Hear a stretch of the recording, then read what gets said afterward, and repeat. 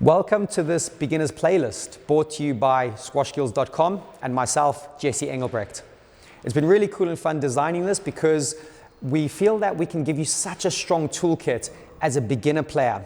Maybe you've played once or twice, maybe you've played several times, maybe you've played for quite a few months and you don't quite know where you're going with your game. You're not quite sure of the subtleties and the tactics or even some of the key shots.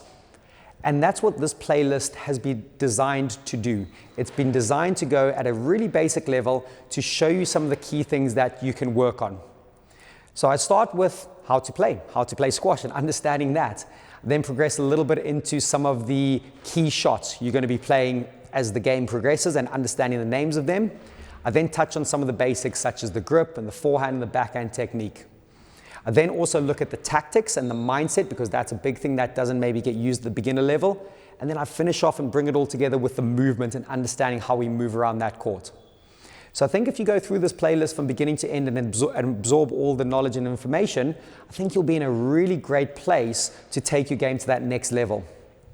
There will be another playlist called the Toolkit, which will be some tools around the things I've spoken about for you to go and practice and work on. And ideally, when you start playing more and improving a little bit more, there's some amazing videos on squashskills.com to take you up to those next high levels. But please enjoy this beginner's playlist, and hopefully this will improve your game a lot. How to play squash. Squash is played between two people normally. Some more advanced players play some doubles, but we're just going to focus on a two-player game. You take alternate shots to hit. You can let the ball bounce, or you can take it on the volley. The key bit about playing squash and actually executing a rally is the ball has to reach the front wall at some point. It can reach the front wall via any direction. It can hit the side wall first, it can hit the front wall directly, it can actually go off the back wall and reach the front wall. That's a little bit harder to do.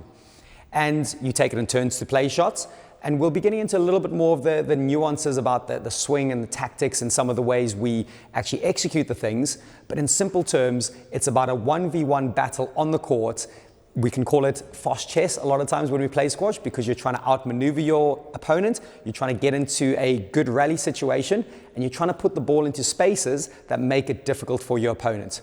But in simple terms, get that ball onto that front wall as often as possible via any direction.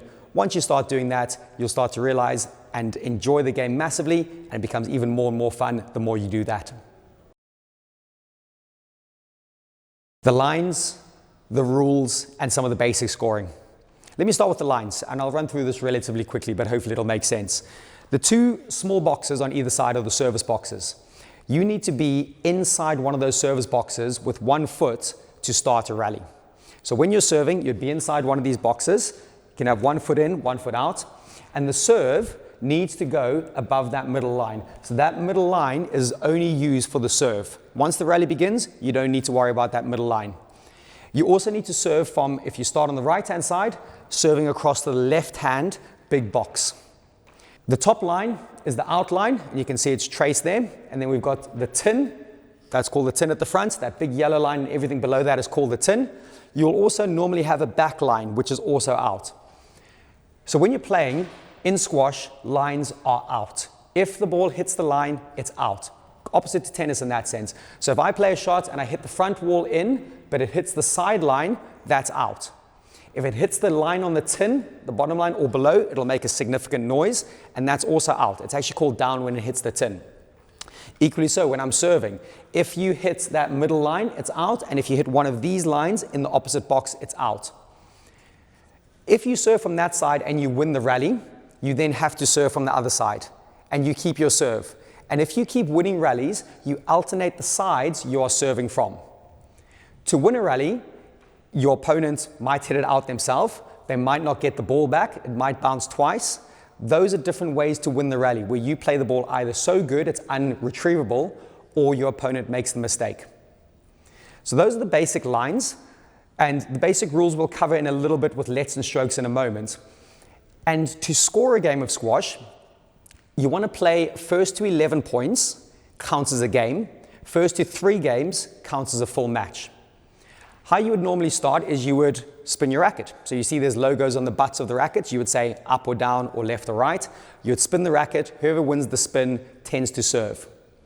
Most often you would start serving from the right-hand box, but you can choose either box to start. But like I said, it's alternate serving when you're winning the point. As soon as you lose the point, your opponent gets the serve and they begin serving. One more little thing around the scoring. If the score reaches 10-all, you have to win by 2 clear points. So it turns into a mini tie-break situation. So it could be 12-10, 13-11, it might even be 21-19, for example. So you have to win by 2 points when you reach a 10-all situation.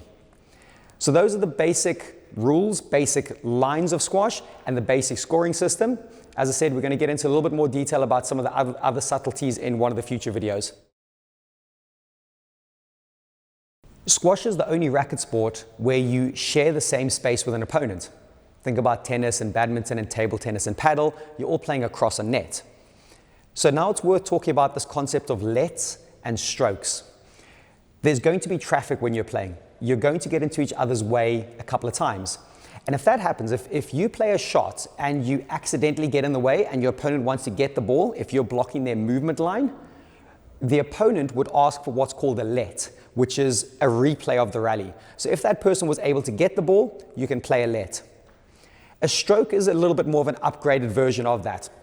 Say you play a shot and it's really weak and loose and comes back into the middle, and you're so badly in the way that the opponent can't swing, or if you're blocking them being able to hit the ball towards the front wall, that would turn into a stroke where you would take the point.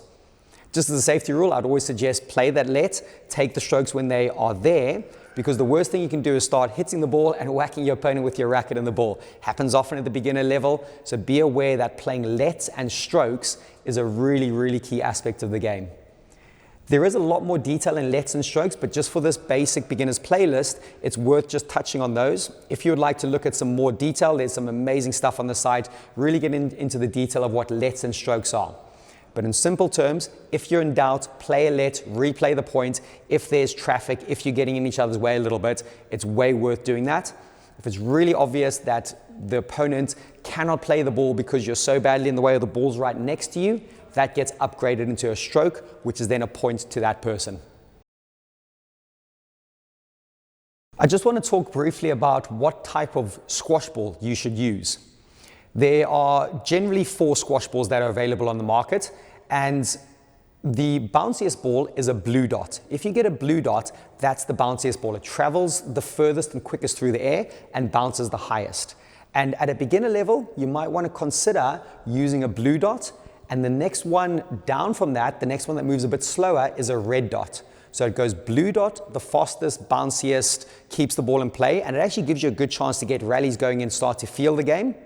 Then it goes down to a red dot, which bounces slightly less and travels through the air slightly less quickly. Then the second slowest one is a 1 dot, a single yellow 1 dot. And a lot of players use that, and that's a great ball to use as well. And then finally, you've got the double yellow dot. That ball is used by professional players. They can hit the ball hard, they whack it around, it bounces a lot, it gets a lot of energy.